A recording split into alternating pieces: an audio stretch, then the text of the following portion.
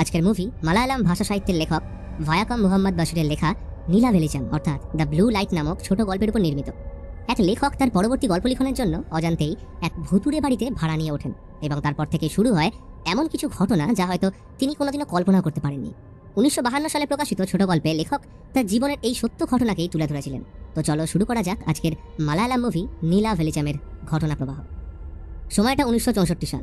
সমুদ্র তীরবর্তী এলাকার ভিড় থেকে দূর শান্ত মনোরম পরিবেশে ঘেরা এক ছোট্ট গ্রাম। টানা রিকশায় বসে এক ভদ্রলোক বিড়িতে টান দিয়ে এগিয়ে চলেছে তার গন্তব্যে। লোকটার নাম বশির, পেশায় লেখক। রিকশা থামলো এলাকার এক পরিত্যক্ত বিলাসবহুল দ্বিতল বাড়ি ভার্গবী নিলায়ামের সামনে। অবস্থা দেখি বোঝা গেল এই বাড়িতে বহু বছর কারোর পা পড়েনি। তুলসী মঞ্চ অন্তিম নিঃশ্বাস যে কবে নিয়েছে কে জানে। বশির বাড়ির চারপাশে ঘুরে দেখার সময় লক্ষ্য করে কুলি ও রিকশাওয়ালা কোনো কারণে বাড়ির গেট টপকাতে সংকোচ বোধ করছে। এই বাড়ির বাগানের ঠিক মাঝে রয়েছে এক বিশাল কুয়ো। বশির একটা পাথর ফেলে বুঝল কুয়োটা যথেষ্ট গভীর, তবে ব্যবহারযোগ্য জল তোলাই যাবে। ওদিকে রিকশাওয়ালা ইতিমধ্যে পালিয়েছে। অগত্যা বশির বাড়িতে ঢোকার আগে সালাম ঠুকে জং ধরা তালা খুলে ভিতরে প্রবেশ করল। এত বছর কেউ না থাকায় বাড়ির অবস্থা অনুমান করাই যাচ্ছে। বশির দেখে কোণের একটা ঘরে তালা ঝোলানো। একবার ঢোকার ইচ্ছে লাগলেও থেমে যায়, কারণ চাবি তার কাছে নেই। কাজের ঘরটা বেশ ভালোই হয়েছে। দক্ষিণের খোলা জানলা দিয়ে আসা ফুরফুরে বাতাস মনে আবেগ সঞ্চার করে। খুব কম সময়ের মধ্যেই দরকারি জায়গাগুলো ঝেড়ে বাড়ি পরিষ্কার করে বাসযোগ্য করে তুলল। বেলা বাড়লে বেরিয়ে পড়ল হোটেলে দুপুরের খাওয়া সারতে। যাত্রাপথে দেখা এলাকার পিয়নবাবুর সাথে। এলাকায় ইতিমধ্যে লেখকবাবু আসার খবর ছড়াতে শুরু করেছে। তাই পিয়নের সাথে পরিচয় সেরে বশির বলে, আমি ওই কিছুটা এগিয়ে ডান দিকের রাস্তার উপর যে দ্বিতল বাড়িটা আছে ভার্গবী নিলায়াম, ওখানেই উঠেছি। কোনো চিঠি আসলে একটু পৌঁছে দিলে ভালো হয়। কিন্তু বাড়ির নাম শুনতেই পিয়নের মুখ শুকিয়ে গেলেও কিছু বলে না। হোটেলে ঢুকেও একই অবস্থা, কারণ দুপুর ও রাতের খাবার বাড়িতে পৌঁছে দিতে বলায় কেউ যেতে রাজি হয় না। এমনকি হোটেল মালিক মুখ কাচুমাচু করে বাহানা দিল যে, বাবু আমাদের লাঞ্চ বক্সটা ভেঙে গেছে, কবে নতুন পাবো জানি না। তাই বলছিলাম যে। বশির কথা থামিয়ে কিছুক্ষণ ভেবে বলল, আচ্ছা লাঞ্চ বক্স কেন, আপনি থালাতেও তো পাঠাতে পারেন। কিন্তু সবার মুখ দেখে কিছু একটা আন্দাজ করে বশির বলে, ঠিক আছে কোনো ব্যাপার না, আমি এসে খেয়ে যাবো, কেমন? হোটেল মালিক শুনে হাফ ছেড়ে বাঁচল। এরপর সোজা গেল বন্ধুর মেসে। দরজা খুলল বন্ধুর জাঁদরেল মামা। বশির একটু অপ্রস্তুত হয়ে পড়লে বন্ধুদের দেখে বুঝতে পারে সে ঠিক জায়গাতেই এসছে। সবাই বাড়ির মালিক ভাড়া চাইতে আসার ভয় লুকিয়েছিল। সবাই হাসি মুখে বশিরকে স্বাগত জানিয়ে গল্পে বসলো। বশির বলে, তোরা তো আমার জন্য 2 মাস খুঁজেও বাড়ি পেলি না, এই দেখ আমি নিজেই মাত্র 2 দিনে বাড়ি জোগাড় করে ফেললাম। বন্ধুরা তো শুনে অবাক, কারণ ওরা যতদূর জানে এই চত্বরে কোনো বাড়ি ফাঁকা নেই। তাহলে তখনই বশির ভার্গবী নিলায়ামের নাম করতেই সবাই চমকে উঠল। এক মুহূর্তের জন্য সবাই বোবা। ঢোক গেলে রামদাস বলল, ভাই কয়েক বছর আগে ভার্গবী নিলায়ামে যে পরিবার থাকতো তাদের একমাত্র মেয়ে ভার্গবীর আকস্মিক মৃত্যু হয়েছিল। তারপর থেকেই বাড়ি ফাঁকা পড়ে আছে। ভার্গবীও সহপাঠী ছিল, অসামান্য সুন্দরী, রূপে গুণে অদ্বিতীয়া, খুব ভালো নাচ পারত। যতদূর শুনেছি ওর বাড়ির পাশেই শশী কুমারের সাথে ওর প্রেমের সম্পর্ক তৈরি হয়। একে অপরকে ওরা ভীষণ ভালোবাসত। তবে একটা সময় শশী কুমার শহর চলে গেলে চিঠিতে জানায় সে নাকি অন্য কাউকে বিয়ে করেছে। এটা জানার পরেই ভার্গবী কুঁয়ে ঝাঁপ দিয়ে আত্মহনন করে। তারপর থেকে মেয়েটার আত্মা ওখানেই আছে। এলাকার সবাই জানে ভার্গবী নিলায়ামের কথা। দিনের বেলাতেও বাড়ির সামনে লোক যেতে ভয় পায়। অনেকেই নাকি বাড়ির চত্বরে ভার্গবীর আত্মাকে দেখেছে। বশির অবাক হয়ে কথাগুলো শুনছিল। সময় গড়িয়ে সন্ধ্যা নামলে বশির বিদায় জানায়। সবাই ওকে সতর্ক করে ওদের সাথেই থাকতে বললে বশির মজা করে বলে, ভার্গবী যদি সত্যি প্রেমিকা হয়ে থাকে তাহলে সে আমায় বুঝবে। টর্চ হাতে বিড়ি ধরিয়ে বশির রওনা দিল। অন্ধকার রাস্তা, জঙ্গল থেকে ঝিঁঝি পোকার শব্দ আর দূর প্রান্ত থেকে শিয়ালের ডাক ভেসে আসছে। গেট খুলে সোজা কুয়োর সামনে গিয়ে বলল, ভার্গবী দেবী, আমি বশির, পেশায় লেখক আর বাস্তব জীবনে ভবঘুরে। এই বাড়িতে নতুন ভাড়া নিয়ে উঠেছি। সকালে অজান্তে কুয়োয় পাথর ফেলার জন্য আমি ক্ষমা প্রার্থী। হঠাৎ খসখস শব্দে গাছটা নড়ে উঠলে টর্চ ঘোরাতেই দেখে অন্ধকারে দুটো চোখ জ্বলছে। ওটার দিকে লক্ষ্য করে ছুড়ে মারতেই একটা কুকুর ছুটে পালায়। তুলসী মঞ্চে টর্চ দেখে বশির আবার বলতে শুরু করলো, ভার্গবী দেবী, আমার জমানো টাকা সবটা এই বাড়ির 2 মাসের ভাড়ায় চলে গেছে। এখন পুরো জগতে না আছে কোথাও যাওয়ার, না আছে নিজের কেউ। আচমকা শুকনো পাতার শব্দে চমকে উঠলে দেখে একটা ইঁদুর।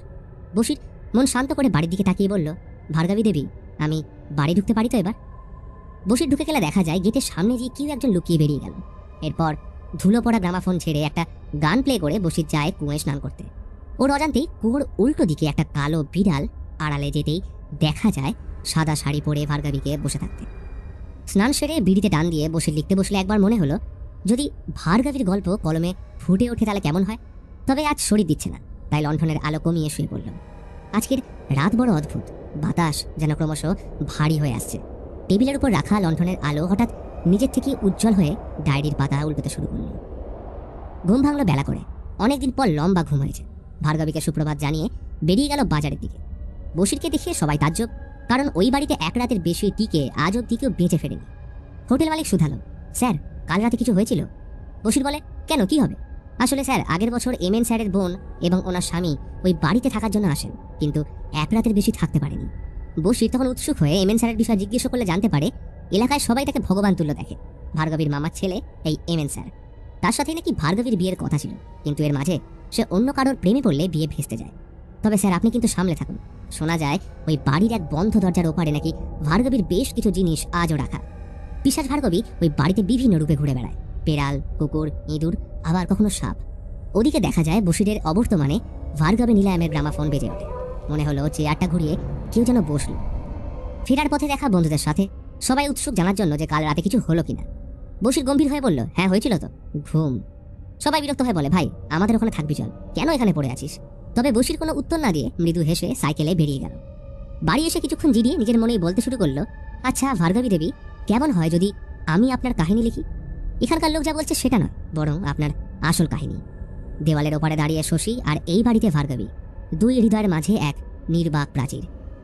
বশির লেখায় মন দিলে কোণের ঘর থেকে আসা আওয়াজে বিরক্ত হয়ে চেক করলে দেখে কেউ জানলা ভেঙে চুরি করার চেষ্টা করেছিল। হয়তো কিছু দামি জিনিস আজও এই বাড়িতে আছে। খেয়াল করলো, আরে এটাতেই তো ভার্গবী দেবী থাকতেন। দরজায় আজও ঝুলছে মরচে পড়া তালা। বশিরের তর্স হইল না, তালা ভেঙে মাকড়সার জাল সরিয়ে ঘরটায় প্রবেশ করলো। একটা বক্স অর্ধেক ভাঙা অবস্থায় পড়ে। বোঝা গেল এটা কি জানলা থেকে লাঠি দিয়ে কেউ খোঁচাচ্ছিল। এই ঘরের বাগানের জানলা দিয়ে সোজা দেখা যায় শশীকুমারের বাড়ি। হয়তো এই জানলা দিয়ে কোনো এক সময় ভার্গবী তার প্রেমিককে দেখতেন।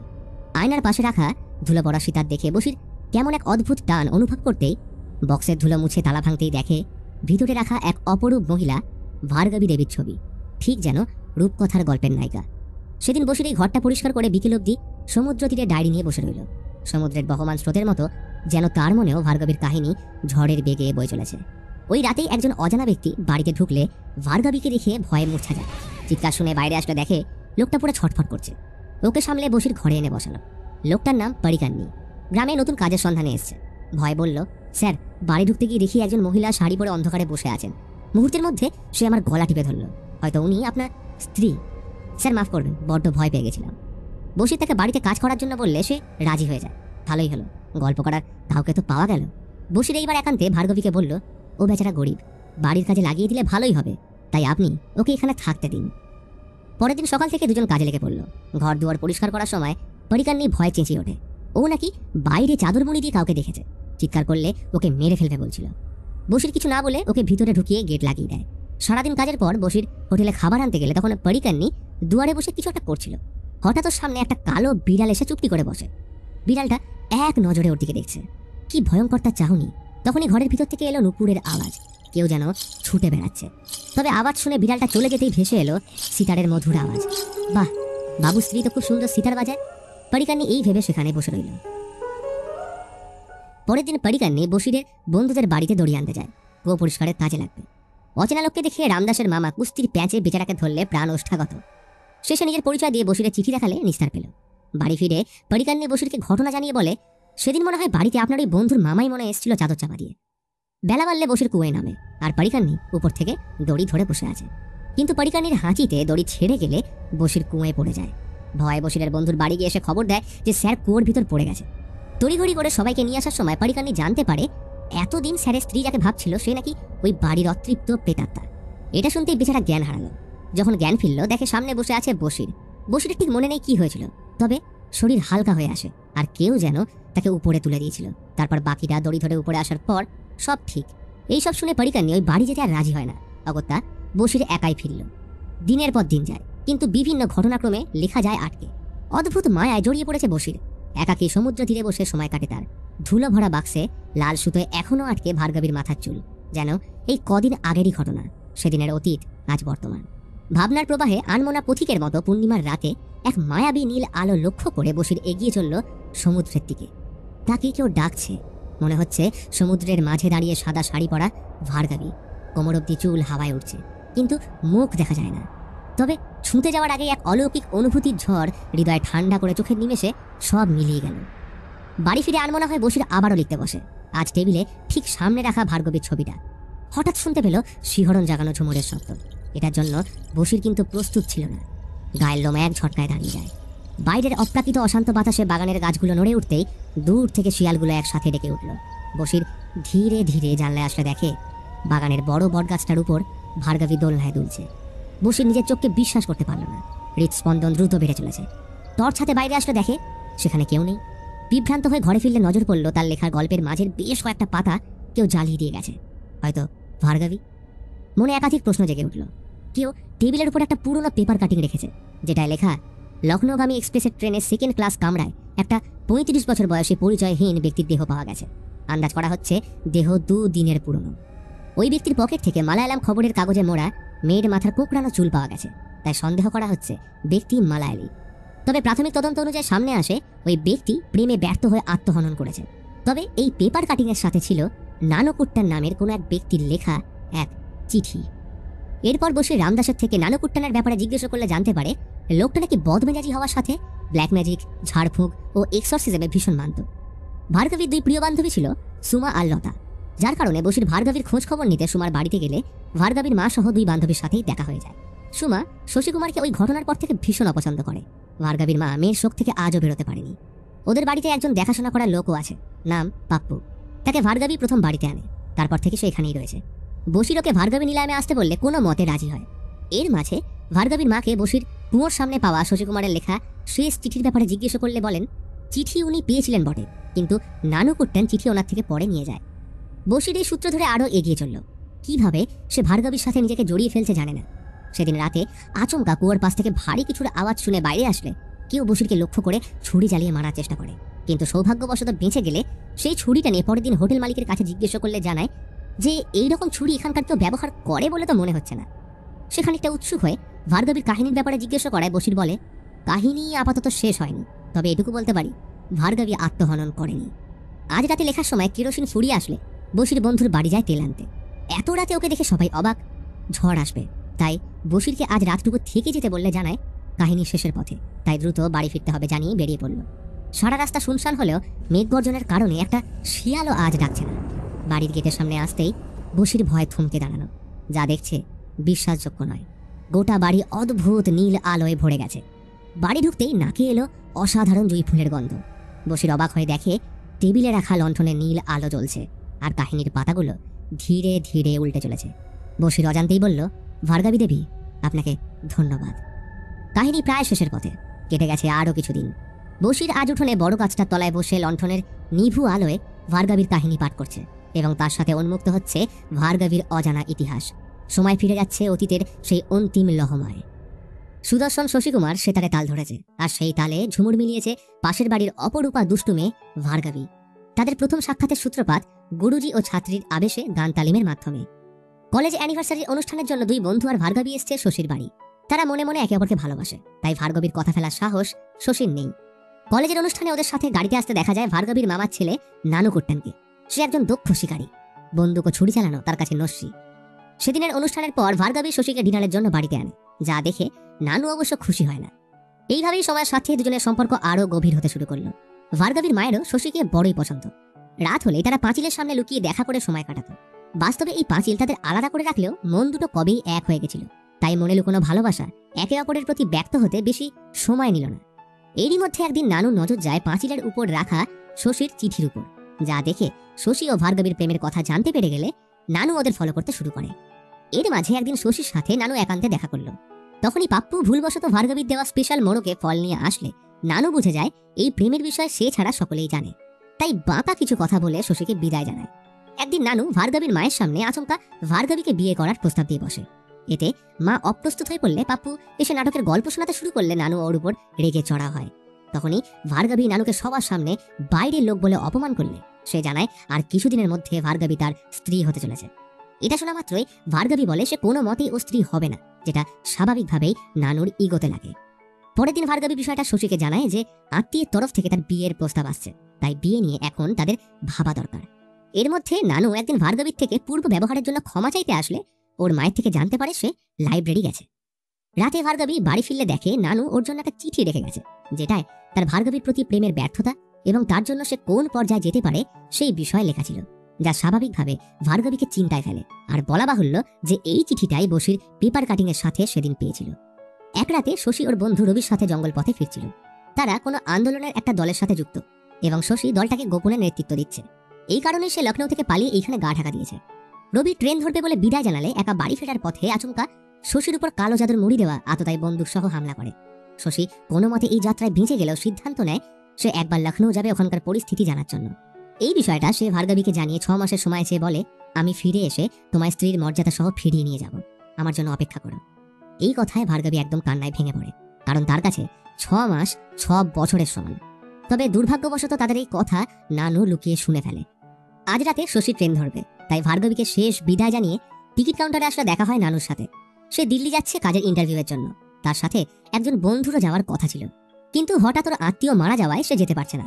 তাই নানু এক্সট্রা টিকিট সহ ভার্গবীর পাঠানো স্পেশাল মোড়ক দেওয়া খাবার ওকে দিয়ে একসাথেই ট্রেনে উঠে বসলো। ট্রেন ছাড়তে তখনও অনেক দেরি, তাই এর মধ্যে তার খিদে পেলে ভার্গবীর পাঠানো খাবার খাওয়া মাত্রই ওর শরীর খারাপ করতে শুরু করে। একটু জলের জন্য ছটফট করতে থাকে, কিন্তু নানু একভাবে ওকে দেখে হেসে যাচ্ছে। কি জল চাই শশীবাবু?